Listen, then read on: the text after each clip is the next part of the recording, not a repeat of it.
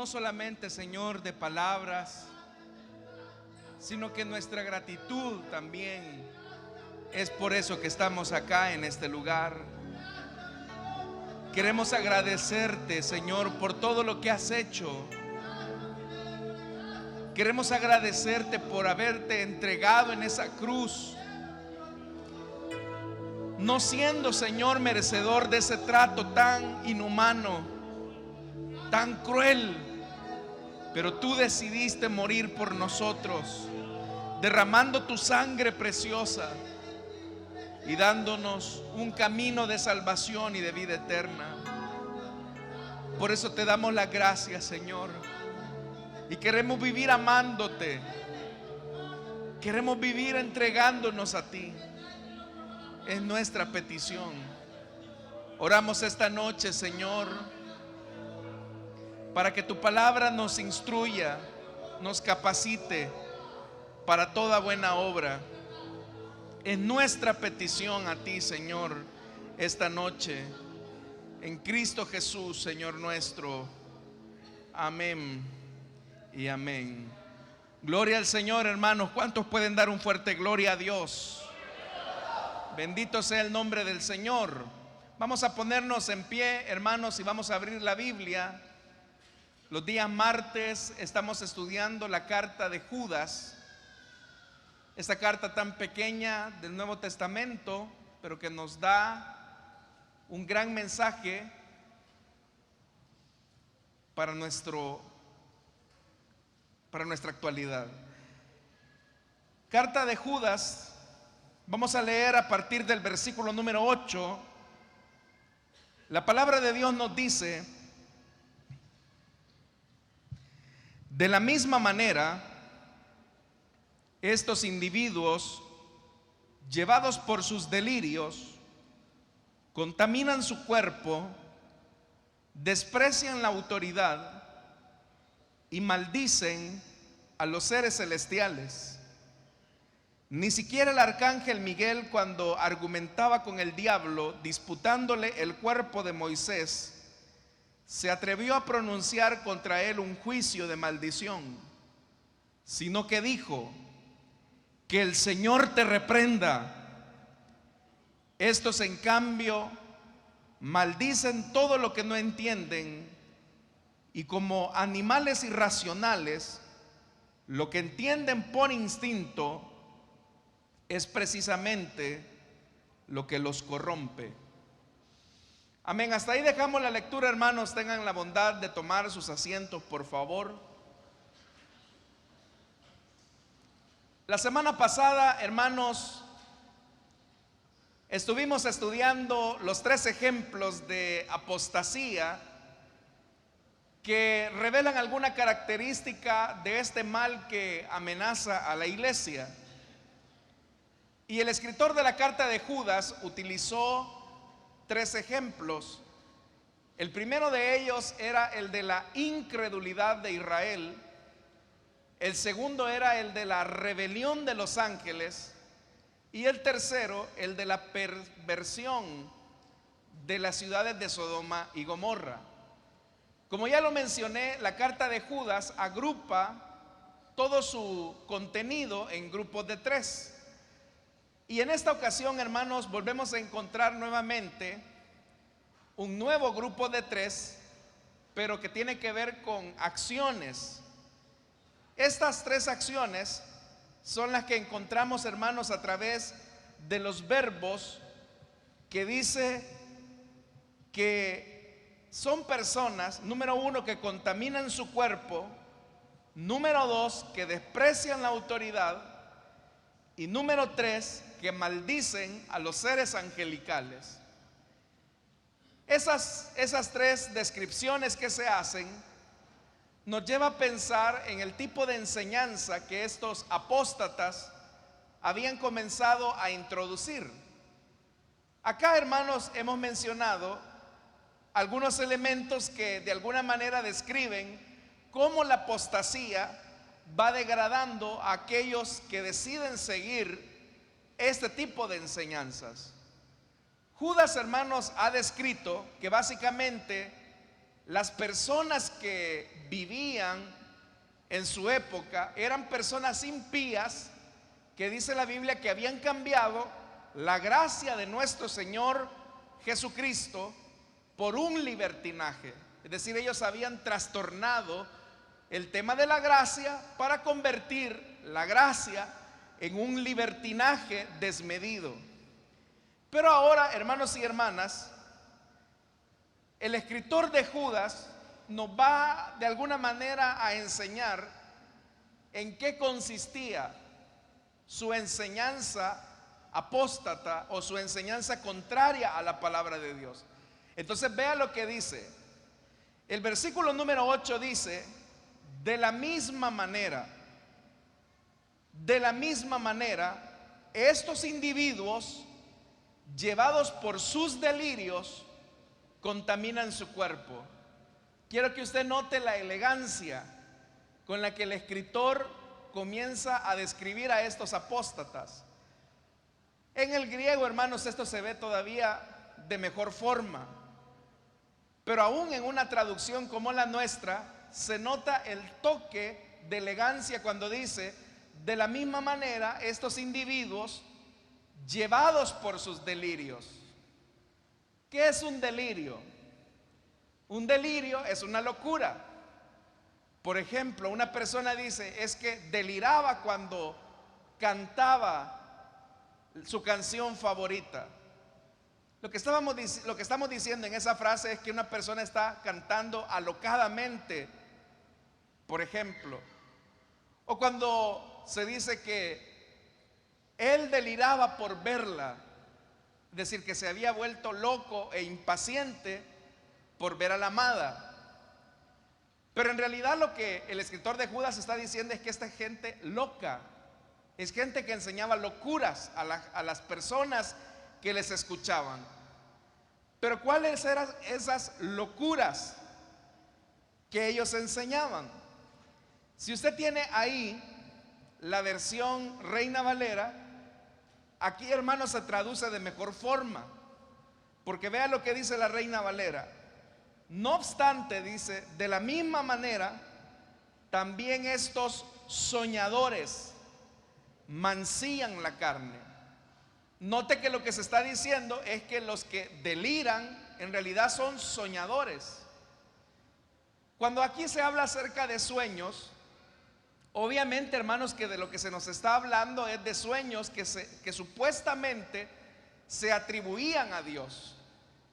Pero eran sueños locos, eran sueños que trataban la manera de alentar a las personas acerca de una nueva enseñanza, y que obviamente esta enseñanza era contraria a la palabra de Dios. Por eso es que la conexión, hermanos, es importante, porque al hablar acerca de los sueños delirantes, que podría ser otra forma de traducir el pasaje, nos habla que toda apostasía comienza con una idea que en un principio parece inofensiva. Porque nosotros, hermanos, por ejemplo, no tenemos control de los sueños que tenemos por la noche. Pero de eso a llegar al punto de decir o afirmar que todo sueño tiene un mensaje de parte de Dios, puede conducir a una persona a tomar una postura delirante o una postura alocada. Cuando pienso en esto, recuerdo, hermanos, por ejemplo, el origen de lo que se conoce como la secta del adventismo del séptimo día. El origen de esta secta precisamente comenzó con un sueño, con una visión de su fundadora, que fue esta señora Elena White. Y ella había tenido, hermanos, una serie de sueños apocalípticos que de alguna manera anticipaban, según ella, la venida del Señor, pero que también argumentaba la necesidad de volver a la ley de Moisés como un elemento necesario para el encuentro con el Hijo de Dios. Y así, hermanos, muchas de las religiones que hoy nosotros conocemos comenzaron con un sueño delirante, con un pensamiento o con una supuesta visión que, como ya lo dije, anticipaba el inicio de lo que sería un grupo religioso determinado. Por eso es que con esto de los sueños nosotros debemos de tener mucho cuidado, porque no todos los sueños que tenemos son mensajes de Dios. Entonces, ¿cómo podemos hacer nosotros para identificar cuando un sueño es de Dios?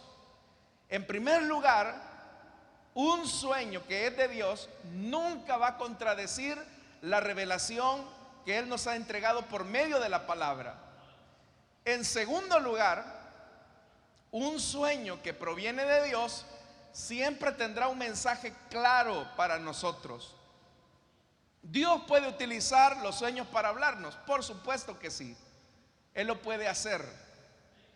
Pero eso no significa que todo sueño que tengamos proviene de Dios. Porque no vaya a ser, hermanos, que de repente tengamos un sueño que nos conduzca a una locura. Entonces, todo sueño que tengamos debemos de filtrarlo por la palabra de Dios. Entonces, cuando acá Judas dice que esta gente eran soñadores, es decir, que eran personas que eran muy dadas a supuestas revelaciones, a supuestas visiones. Pero vea cuál era el efecto de esos sueños, o cuál era el efecto de esos delirios, como lo traduce la NBI. Dice que esos delirios los llevaban a contaminar su cuerpo. Quiero que usted note algo que es importante, porque este versículo 8 se conecta con el tercer ejemplo que estudiamos la semana pasada. Usted se recuerda, hablamos de la incredulidad de Israel. En primer lugar, toda apostasía comienza con dudar o ser incrédulo ante cierta verdad de la palabra de Dios. En segundo lugar, hablamos de la rebelión de los ángeles. Pero en tercer lugar, hablamos de la perversión que se describe en las ciudades de Sodoma y Gomorra. Ese tercer ejemplo de la perversión de Sodoma y Gomorra se conecta con el versículo 8, cuando dice que estos, llevados por sus delirios, contaminan su cuerpo. Porque lo que se practicaba en Sodoma y Gomorra era toda clase de perversiones sexuales, que nosotros, hermanos, casi siempre relacionamos Sodoma y Gomorra con el tema de la homosexualidad. Y cuando acá en el versículo 8 se nos dice que esta gente, llevada por sus delirios, contaminan su cuerpo, precisamente está haciendo una alusión directa al tema de la perversión sexual. Por eso es que ahí se utiliza una frase de transición que es de la misma manera. ¿Qué significa esa frase, de la misma manera?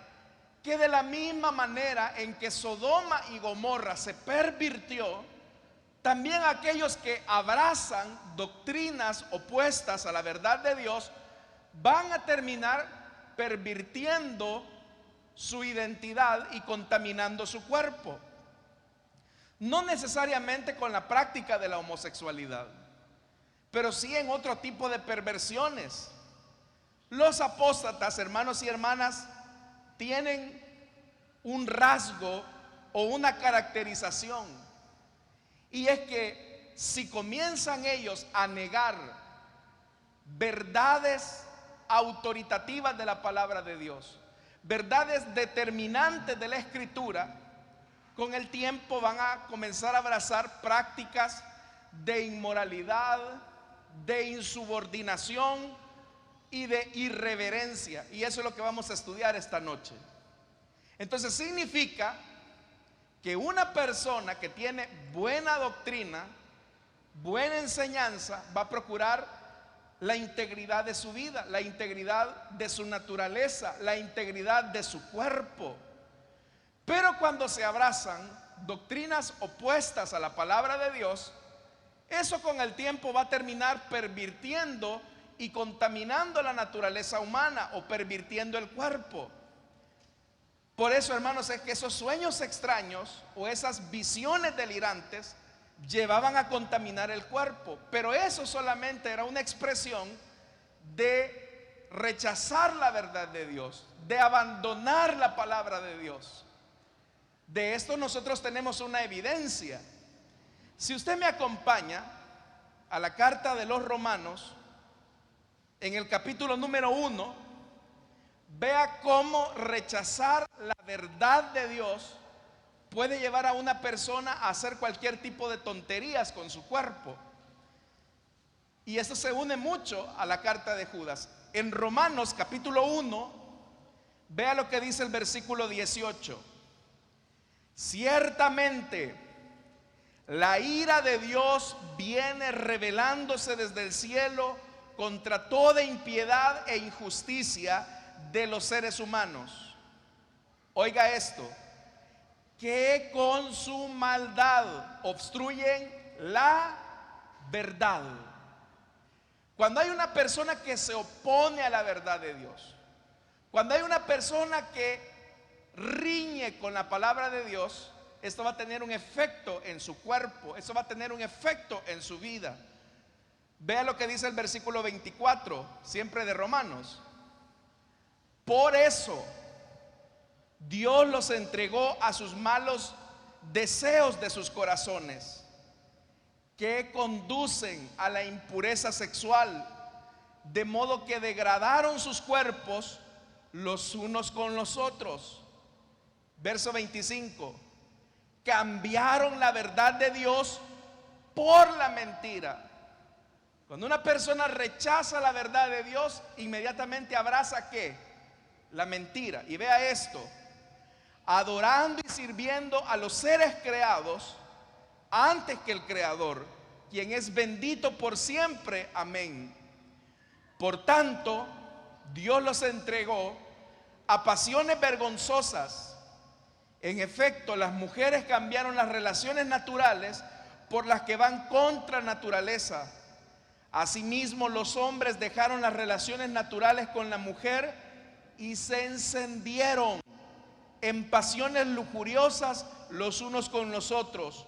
Hombres con hombres cometieron actos indecentes y en sí mismos recibieron el castigo que merecía su perversión. Además, como estimaron que no valía la pena tomar en cuenta el conocimiento de Dios, Él a su vez los entregó a la depravación mental, para que hicieran lo que no debían hacer. Se han llenado de toda clase de maldad, perversidad, avaricia y depravación. Entonces vea lo que Pablo está acá demostrando: que cuando una persona, como lo dice él, obstruye la verdad de Dios, rechaza la verdad de Dios, se opone al mensaje de Dios, eso va a traer como consecuencia la depravación de su cuerpo. Pero ¿por qué ocurre esto? Es decir, ¿cómo es que el hecho de abrazar una falsa doctrina puede llevar a una persona al punto de la perversión sexual? Recuerden lo que acabamos de decir, hermanos, la semana anterior: incredulidad, rebelión y perversión. Ese es el trinomio directo de la apostasía. Ahora el escritor de Judas lo va a aplicar, y vea lo que dice el versículo 8: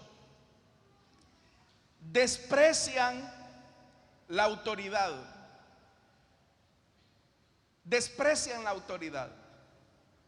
Uno de los temas más favoritos del relativismo en el que estamos viviendo es que no hay autoridades absolutas. Si se niega, por ejemplo, que no hay una verdad absoluta, también se está negando que exista una autoridad absoluta. Los seres humanos, por naturaleza, tenemos un espíritu de rebelión. Somos rebeldes. Desde la caída, nosotros, hermanos, estamos en abierta rebelión a Dios. Y cualquier forma de autoridad, cualquier manifestación de autoridad, el ser humano la repele. ¿Por qué razón? Porque su naturaleza lo lleva hasta ese punto. Aquí entonces es donde la iglesia se enfrenta a su primer desafío. Porque una de las cosas que va a garantizar que el cristiano auténtico se aleje lo más posible de la apostasía es que aprenda a vivir bajo autoridad. Significa entonces, hermanos y hermanas, que nosotros tengamos una autoridad establecida por parte de Dios implica que ponemos en seguridad nuestra vida espiritual. Hoy en día los cristianos tampoco les gusta vivir del todo bajo autoridad. Incluso, hermanos, llegamos al punto de decir, bueno, el pastor que vaya a mandar allá a su casa, pero a mí que no me ande diciendo lo que tengo que hacer. Yo tengo una relación directa con Dios y soy hijo de Dios. Y el problema es que esa idea, aunque puede sonar un poco espiritual, se aleja de la verdad bíblica. Porque hay personas que dicen, no, yo no tengo pastor. Mi pastor es Jesucristo. El que me enseña la palabra es el Espíritu Santo. Y yo no tengo una iglesia a la cual ir. Yo voy a la iglesia que me quede más cerca. O yo voy a la iglesia de mi preferencia. El punto es que cuando tú te colocas en ese punto, en esa posición, te pones en peligro. Porque la autoridad lo único que busca es colocar los límites de seguridad para que tú no te salgas de esas fronteras que pueden exponer en peligro tu vida. Acá, hermanos, es donde es importante que nosotros siempre vivamos bajo autoridad. Y todos en realidad, hermanos, debemos de vivir en autoridad. Debemos de vivir bajo autoridad. En primer lugar, nosotros tenemos una autoridad por sobre toda la iglesia, y esa autoridad es Cristo, porque Cristo es la cabeza de la iglesia. ¿Dicen amén a eso? Pero la Biblia dice que Cristo como cabeza estableció ministerios, y es por eso que Él constituyó apóstoles, profetas, evangelistas, pastores y maestros. Entre esos 5 ministerios Dios delegó la autoridad. Pero ¿cuál debe de ser el ejercicio de la autoridad? Hay personas que dicen, mire hermano, yo no me someto a la autoridad pastoral porque el ministro o el pastor es déspota, es tirano, hace mal uso de la autoridad, trata mal a la gente. Y es verdad que hay personas que ejercen el ministerio de esa manera, tristemente. Pero el deseo de Dios, cuando delegó la autoridad a los ministros, es que estos ministros con la autoridad recibida siempre coloquen en perspectiva a la iglesia del Señor para poner la mirada en el Hijo de Dios. Es decir, que la autoridad que su servidor ha recibido es para que usted ponga la mirada no en mí, sino para que ponga siempre la mirada en Jesucristo, el Hijo de Dios. Mi función como ministro es amonestarlo, es animarlo, es advertirle, es tratar la manera, hermanos y hermanas, que la palabra de Dios se haga viva en usted. Mi propósito como ministro del Evangelio no es transmitirles a ustedes mis opiniones personales, mis preferencias personales. Eso queda en último plano. El deseo de Dios frente a la autoridad delegada, insisto, es que el ministro de Dios pueda conducir a la grey a poner la mirada en el príncipe de los pastores. Pero vea lo que hacen los apóstatas. Lo que los apóstatas hacen es despreciar la autoridad. Como lo vamos a ver la siguiente semana, una de las características de la apostasía es que continuamente está despreciando la autoridad. Continuamente se está rebelando frente a la autoridad. Y por eso es que le dice, ¿y vos que le haces caso a ese hombre? ¿Y vos que le tenés miedo al pastor? No, hombre, usa tu cabeza. No dejes que te llamen borrego. Y hay gente que cree eso, hermanos. Hay gente que cree que obedecer a la autoridad les resta a su personalidad o les resta a su dignidad humana. Pero en realidad, hermanos, vivir bajo autoridad son como esos cercos de seguridad que Dios coloca para que el redil, la grey de Dios se mantenga segura. La autoridad entonces es necesaria, pero el diablo trata la manera de distorsionar la autoridad. Y esto se une al segundo ejemplo que vimos la semana pasada, porque el segundo ejemplo que estudiamos la semana pasada fue el de la rebelión de los ángeles. Los ángeles se rebelaron a su posición de autoridad. Satanás lo que hizo fue alentar en la tercera parte de los ángeles el hecho de decirles: bueno, ustedes tienen características de belleza, de sabiduría, ¿por qué el Señor no los eleva a una posición diferente? Y sabe, hermanos, que el tema de la rebelión siempre comienza con el tema de la comparación. Y muchas veces la comparación es destructiva. Usted recordará que el pasaje de la Biblia, cuando dice la Biblia que Absalón había regresado a Jerusalén, pero no se había presentado en la corte del rey David. Y la Biblia dice que Absalón se ponía en la puerta, en la entrada, y él salía, hermanos, diciéndole: ay, hermanito, hermanito, hermanito, le decía,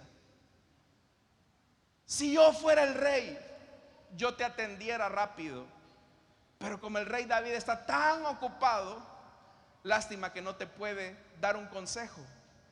Pero si yo fuera el rey, te daría solución y te aprobaría. Y dice la Biblia que eso poco a poco hizo que Absalón se ganara el corazón de Israel.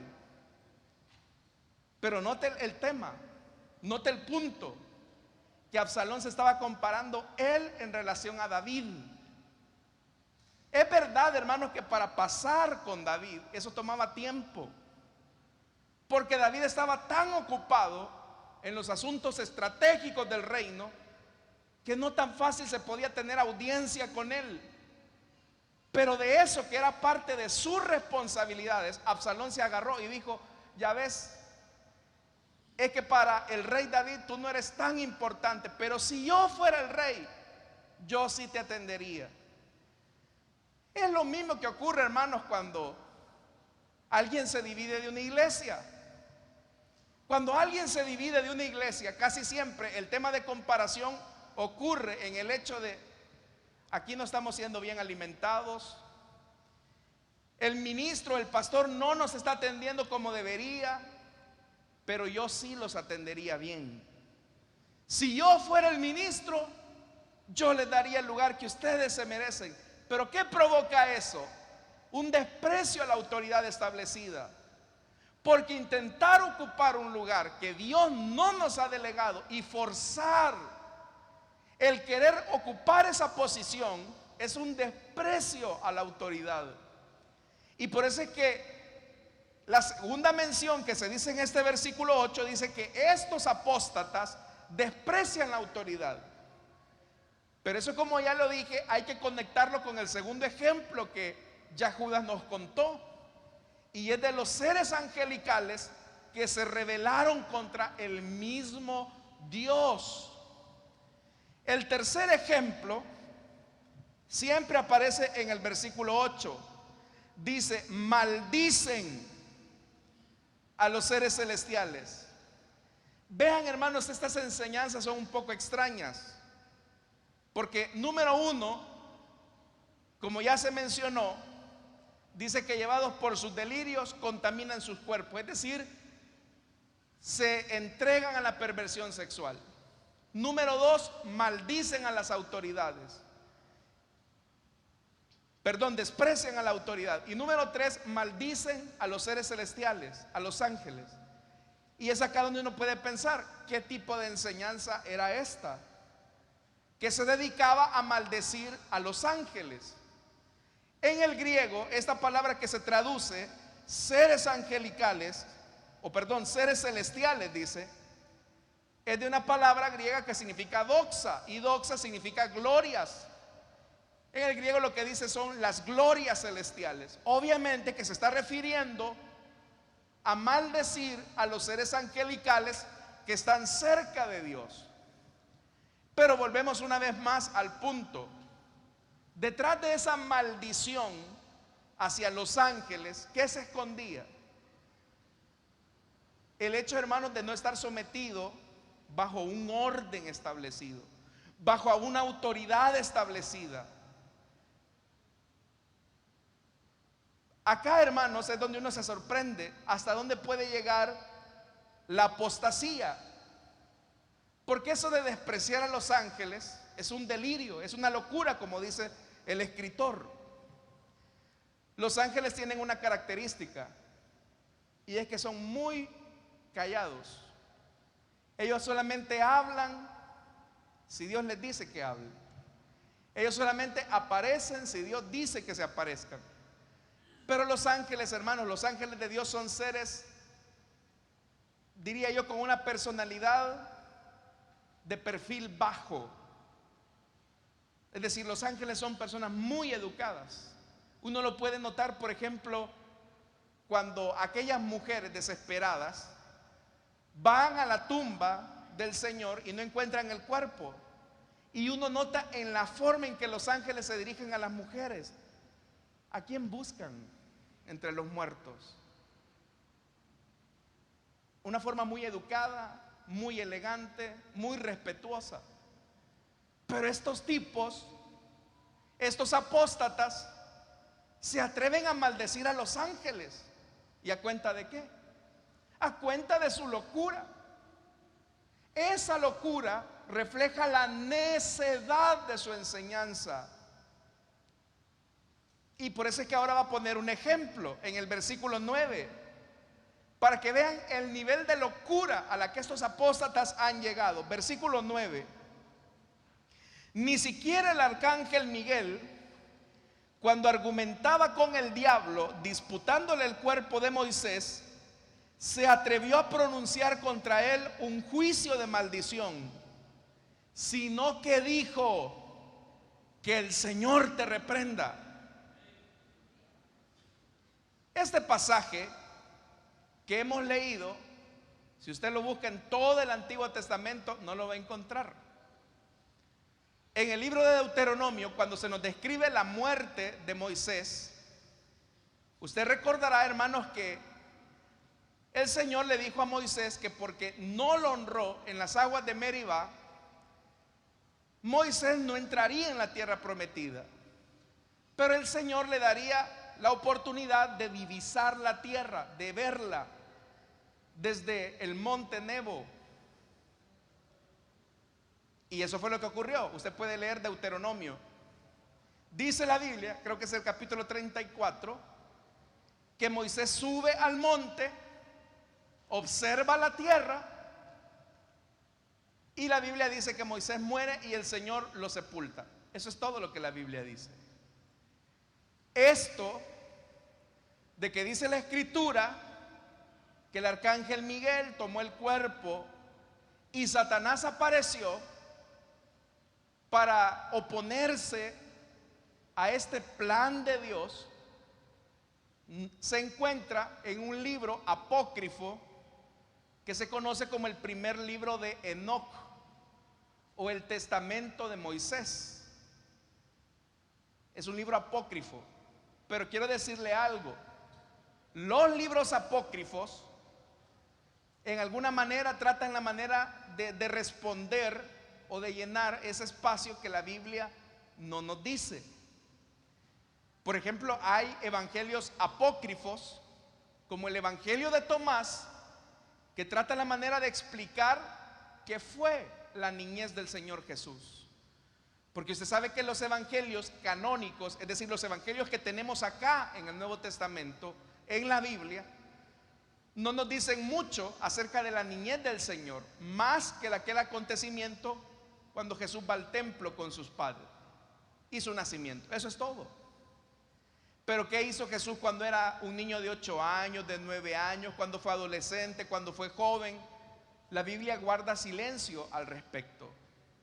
Los libros apócrifos, algunos evangelios apócrifos, tratan la manera de explicar que fue de la niñez del Señor Jesús. Pero esa literatura apócrifa no es inspirada por Dios. Entonces, hay apócrifos del Nuevo Testamento y también hay apócrifos del Antiguo Testamento. Dentro de esos apócrifos del Antiguo Testamento se encuentra este libro apócrifo que se llama el primer libro de Enoc, o el testamento de Moisés, donde aparece este relato. Y en este relato, lo que se nos dice, hermanos, es que el Señor le dijo a Miguel que tomara el cuerpo de Moisés y le diera una sepultura en el monte. Pero en eso apareció Shemael. Ahí en el primer libro de Enoc recibe el nombre de Shemael. Pero este Shemael no es otro que Satanás. Y Satanás se opone a Miguel y le dice: ¿qué vas a hacer? El Señor me ha dado la orden de sepultar a su siervo Moisés. Y viene Satanás y lo que le dice es: ¿y cómo es que tú vas a sepultar a un asesino? Porque Moisés es un asesino. Entonces, ¿cómo es que Dios le va a dar la honra de que un ser angelical lo sepulte? Usted recuerda, ¿verdad?, que Moisés, hermanos, cuando tenía 40 años, asesinó a un egipcio.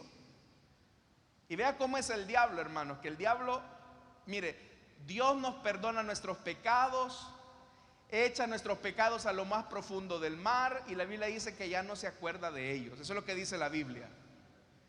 Pero el diablo siempre nos va a vivir recordando a nosotros lo que ya el Señor perdonó. Y en ese caso lo que nosotros tenemos que hacer es lo que hizo el arcángel Miguel: que el Señor te reprenda, porque lo que el Señor ya perdonó, lo perdonó completamente y ya no se acuerda más de eso. Pero el diablo siempre, hermano, nos va a venir a recordar nuestro pasado. Por eso es que usted, a quien oye a Dios que ya lo perdonó, o oye al diablo que le vive. Y a veces el diablo hasta utiliza a nuestros familiares para estarnos recordando la desgracia en la que caímos. Es que vos hiciste aquello, es que mira lo que hiciste aquella vez. Y el Señor ya lo perdonó, y nosotros vivimos como achacándole a la persona lo que hizo, sin darnos cuenta que podemos ser instrumento del mismo diablo. Habiendo dicho ese comercial, regresemos. Pero le decía, este relato se encuentra en el primer libro de Enoc. Ya algunos estarán haciendo la pregunta: entonces, hermano, ¿quiere decir que el primer libro de Enoc era un libro inspirado de las Escrituras? No. Quiero decirle que el escritor de la carta de Judas, ni él sabía que esto se iba a convertir en escritura sagrada. En primer lugar. En segundo lugar, no porque el escritor de la carta de Judas esté mencionando este hecho de la discusión entre Miguel y Satanás, significa que el hecho, hermanos, como tal, necesariamente haya ocurrido. Porque para nosotros, la idea de historicidad, o la idea de verdad, o la idea de un hecho comprobable, no es el mismo concepto que tenían las personas en el siglo I. A Judas no le interesa demostrar lo que ocurrió necesariamente después de la muerte de Moisés, sino que lo que Judas quiere señalar es el hecho que los ángeles están sometidos bajo autoridad, y que aun cuando tienen el poder, que aun cuando tienen la posición, ellos no abusan de su autoridad. Eso es lo que el texto quiere reflejar. Entonces, no es que la carta de Judas esté insinuando que el primer libro de Enoc o el testamento de Moisés, que son libros apócrifos del Antiguo Testamento, sean escritura inspirada, sino que lo que Judas quiere señalar es que sobre la historia de la disputa de Miguel y de Satanás hay un hecho real, y es que el príncipe de los ángeles, que es Miguel, el arcángel, se sometió a la autoridad. ¿Y quién estaba por encima de la autoridad de Miguel, hermanos? Solo el Señor Jesucristo. Él pudo haber apelado a su propia autoridad, pero no lo hace, sino que él respeta la posición que se le ha dado. Y por eso es que dice el versículo 9: ni siquiera el arcángel Miguel, cuando argumentaba con el diablo disputándole el cuerpo de Moisés, se atrevió a pronunciar contra él un juicio de maldición. Miguel pudo haber maldecido al diablo. Miguel pudo haberle dicho: Satanás, eres un maldito que arrastró la tercera parte de los ángeles, así que vete. Él tenía el poder de maldecir al diablo, pero no lo hizo. No lo hizo, sino que apeló a la autoridad de ¿quién? A la autoridad de Cristo, a la autoridad del Señor. Y por eso es que dice: sino que le dijo que el Señor te reprenda. Porque Satanás se estaba oponiendo ¿a qué? A que Miguel sepultara el cuerpo de Moisés. Lo mismo que hacen los apóstatas. Los apóstatas tienen una característica, y es que sublevan a la gente en contra de la autoridad. Yo no voy a hacer caso a lo que me dice el pastor. Ese es un invento de él, hay que ver. No, yo no voy a hacer caso. Y usted le va a hacer caso, hermano. Y usted le va a hacer caso, y usted va a decir, y usted va a llegar cuando el hermano lo cite: no, hombre, yo que usted no fuera. Esos hermanos y hermanas que sublevan a las personas en contra de la autoridad establecida están albergando en su corazón una raíz de apostasía.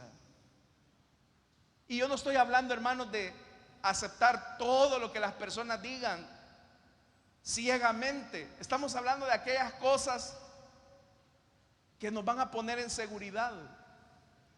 En una ocasión yo le dije a un muchacho, porque él me llegó a consultar y me dice: mira, hermano, quiero decirle que yo ando con una persona que es inconversa. Entonces yo la amo mucho a ella, viera qué calidad es ella, si lo único que no es cristiana. ¿Qué me aconseja? Que obedezca la palabra. ¿Y qué dice la Biblia? No os unáis en yugo desigual con los incrédulos. Así que tú no puedes tener esa relación de noviazgo. ¿Qué cree que hizo el muchacho? Se fue. Fue a buscar a alguien que le dijera que sí, y lo halló. Ya no está aquí. Le envío un saludo si me está oyendo. Terminó mal. Terminó mal. Pero ese es el punto, que Dios ha delegado autoridad para guardarnos, hermanos. Entonces vea lo que dice: que ni aún el arcángel Miguel se atrevió a maldecir a Satanás, que es un ser perverso. Y estos apóstatas maldicen a los ángeles. Ahora la pregunta es: ¿por qué maldecían a los ángeles? La Biblia dice en Hechos capítulo 7 que la ley de Dios fue entregada por medio de ¿quiénes? De ángeles. Eso lo dice Esteban antes de ser apedreado. Dice la Biblia que los judíos recibieron la ley promulgada por medio de ángeles, y dice que no la han obedecido. Eso dice Hechos capítulo 7 versículo 53. Entonces, ¿cuál era la función de los ángeles? Que Israel obedeciera a Dios. Entonces los apóstatas están tratando la manera de desenfocar a la iglesia del Señor, para que no obedezcan a Dios, para que no obedezcan a la autoridad que Dios ha establecido, para que no obedezcan a su palabra. Entonces, ¿a quiénes tienen que obedecer? Según los apóstatas. Vea lo que dice el versículo número 10. Estos, hablando de los apóstatas, en cambio, maldicen todo lo que no entienden. Y mire con qué los compara. Y como animales irracionales, lo que entienden por instinto es precisamente lo que los corrompe. Mira, hermanos y hermanas, cómo el escritor está comparando a los apóstatas como animales irracionales. En el griego, esa palabra que se traduce por irracional es la palabra alogos. Y alogos lo que significa es animales que no hablan. Y obviamente que si no hablan es porque no entienden, no tienen razonamiento. Ahora quiero preguntarle algo a usted. Los animales, si usted le dice a su perrito que hay una ley de protección animal, no le va a entender, hermano. Yo me acuerdo, hermanos, le quiero contar esto a modo de algo gracioso. Usted sabe el problema que a veces hay en los vecindarios cuando la gente saca sus animalitos a pasear. Y no los sacan a pasear necesariamente para que respiren, sino que para que hagan sus necesidades frente a la casa del vecino que está descuidado. ¿Le ha pasado alguna vez eso a usted, que le han dejado algún recuerdito frente a su casa?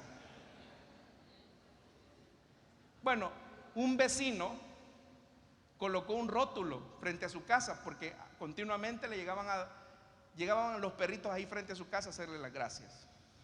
Pero puso un rótulo que me llamó la atención y decía algo así como esto: estimado perrito, dígale al animal de su dueño que si lo trae acá, deje limpia la acera. Me pareció algo gracioso, porque en el fondo lo que expresa, hermanos, es que hasta los seres humanos muchas veces nos convertimos en personas irracionales. Y eso es lo que está diciendo acá Judas, que estos son animales irracionales. Pero ¿cuál es la característica de un animal irracional? Bueno, pensemos en su mascota. Por instinto, por ejemplo, su animal, su perrito, puede comer cualquier cosa a cualquier hora, en cualquier lugar y sin límite. Si usted le deja una carne ahí destapada al Firulais, no la va a hallar cuando regrese, porque él por instinto va a ir sobre ella y se la va a comer. Por instinto. Si Firulais ve a otra perrita bonita que la ve en brama, ¿qué cree que va a pasar? Inmediatamente se va a ir a parear con esa perrita. Por instinto, a él no le va a importar que esté en la calle, porque por instinto se va a dejar guiar. Un animal, hermanos y hermanas, por instinto puede responder agresivamente a una caricia que usted le esté haciendo, porque los animales actúan de esa manera. Pero vea que Judas está diciendo: los apóstatas son personas irracionales que se dejan guiar por instinto. ¿Y cómo comenzó el versículo 8 con el que iniciamos esta lectura? Que esta gente se deja guiar por los delirios de su mente, por las ocurrencias que se le vienen a la mente, de tal manera que sustituyen la palabra de Dios y le dicen cosas como: no, si no es tan importante leer la Biblia para ser santo. Yo una vez escuché a un cristiano que dijo eso: si no es tan importante leer la Biblia para ser santo, dijo. A otro yo una vez le escuché que dijo, y este fue un pastor que dijo: no, aquí guardemos la Biblia, dijo, cuando se trataba de resolver un problema espiritual de la iglesia. Entonces, el que es irracional nunca se va a someter a la autoridad de Dios, nunca se va a someter a la autoridad ministerial, y mucho menos se va a someter a la autoridad escritural. Entonces, como son animales irracionales, así lo dice Judas, no lo digo yo, estos se dejan guiar por lo que sienten. Si siento de hacer las cosas que agradan a Dios, lo voy a hacer. pero si no lo siento, no lo hago. Entonces, ¿qué está demostrando esa persona? Que se está dejando guiar por instinto, por lo que siente. Pero el cristiano verdadero, genuino, auténtico, es el que oye la palabra de Dios y la pone por obra, lo sienta o no lo sienta, porque su deleite es hacer la voluntad del Padre. Amén, hermanos.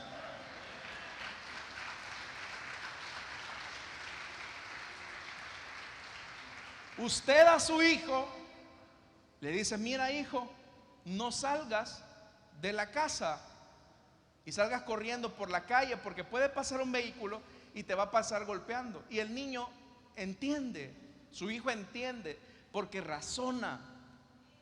Pero si usted le dice a Firulai: no salgas corriendo porque te puede atropellar un carro, usted le abre en medio la puerta a su mascota y sale, hermano, porque su instinto no le permite ver el peligro. Y los apóstatas también actúan de esa manera, por instinto. Y como dice esta parte final con lo que vamos concluyendo: maldicen todo lo que no entienden. ¿Se ha fijado que los que más critican, maldicen la obra de Dios, a los ministros del evangelio, es gente que no entiende nada?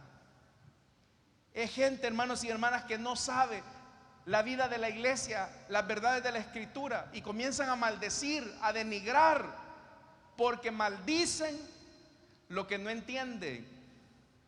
Una característica del necio es que el necio siempre habla. El necio, hermanos y hermanas, solamente habla necedades. Necedades. Y en algo usted puede notar quién es necio: cuando responde por instinto. Si usted es una persona que cuando se enoja y ya de un solo va soltando, hermanos, toda la caja de lustre que tiene guardada, es una persona que actúa por instinto. Hay gente, hermanos, que literalmente hay que tenerla amordazada para que no insulten. Quiera Dios que de esos no hayan acá. Dicen amén, hermano. Sí, la Biblia dice que de la abundancia del corazón habla la boca. ¿Qué hay en su corazón? El apóstata es así. El apóstata es una persona que habla por instinto, que maldice por instinto, que pervierte su cuerpo por instinto. ¿Sabe por qué los apóstatas tienen grandes problemas de inmoralidad sexual? Porque son sus instintos los que los llevan a cometer actos inmorales. ¿Sabe por qué los apóstatas pervierten la doctrina? Porque por instinto, cualquier sueño, idea disparatada que se les viene a la cabeza, la hacen doctrina. Y el problema es que, como dice el dicho, que para cada roto siempre hay un descosido. Entonces, hermanos, cuidado, porque entonces, si queremos estar seguros, tenemos que vivir bajo autoridad. Todos, hermanos y hermanas, debemos de vivir bajo autoridad. Acá en la iglesia, usted sabe que hay una autoridad establecida, y esa autoridad es la autoridad que el Señor ha puesto hoy por hoy.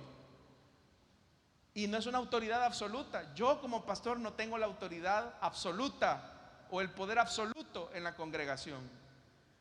Usted sabe que a la par de su servidor, localmente hay un cuerpo de ancianos que también representan autoridad en la iglesia. Arriba de su servidor está el pastor general, está la mesa directiva o la mesa espiritual de la misión. Pero todos tenemos que vivir bajo autoridad. ¿Por qué razón? ¿Qué pasa si una ovejita está sola, hermanos? Es presa fácil para que el lobo se la coma. Pero cuando la oveja vive bajo el aprisco, vive bajo el cayado del Señor, está segura. Entonces, si usted ha elegido esta iglesia como su congregación, como su familia, Dios le ha puesto a usted una autoridad. Dicen amén a eso, hermano. Sí, y no es una autoridad, hermanos, que se va a enseñorear de ustedes. No debe de ser así, no va a ser así. Porque nuestra posición como ministros es que usted ponga la mirada en el que es Rey de reyes y Señor de señores, aquel que entregó su vida por amor de nosotros. Amén, hermanos. Así que eso nos va a preservar. Que Dios nos ayude, hermanos, para cuidarnos frente a estos días peligrosos que estamos viviendo. Vamos a orar, hermanos, vamos a cerrar nuestros ojos. Y teniendo nuestros ojos cerrados y nuestro rostro inclinado, rápidamente quiero hacer una invitación para aquellas personas que todavía no le han entregado su vida a Jesús.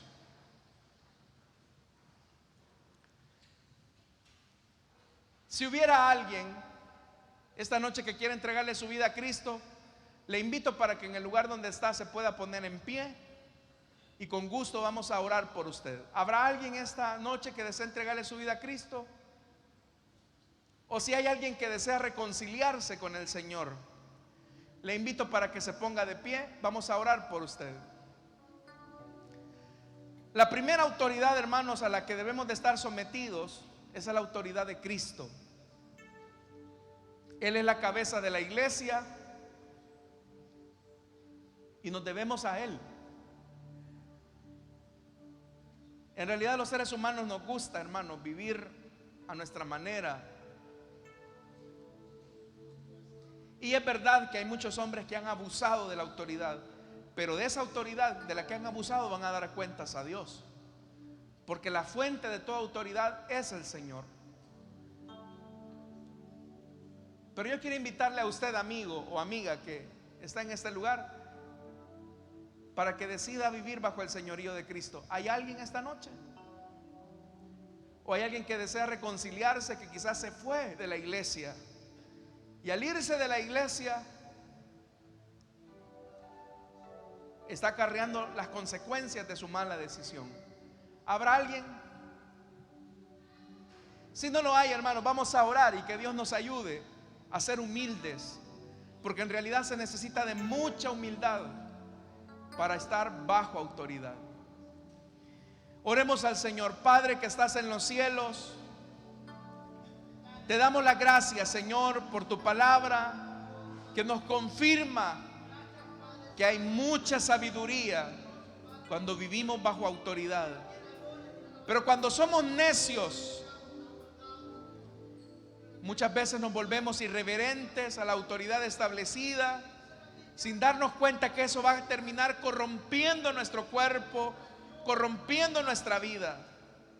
Ayúdanos, Señor, a vivir bajo ese orden establecido. Todo esto, Señor, lo rogamos y lo suplicamos en el nombre poderoso de Jesús. Oramos, Señor, por nuestras ofrendas y nuestros diezmos. No te damos de lo que nos sobra, sino de lo mucho que tú nos das. Señor amado, bendice a aquellos hermanos y hermanas que participan y lo hacen con alegría y generosidad. Es nuestra petición en Cristo Jesús. Amén y amén. Pueden pasar nuestros hermanos y nosotros cantamos al Señor. Gloria al Señor. Ofrendamos al Señor y como dice esta alabanza, los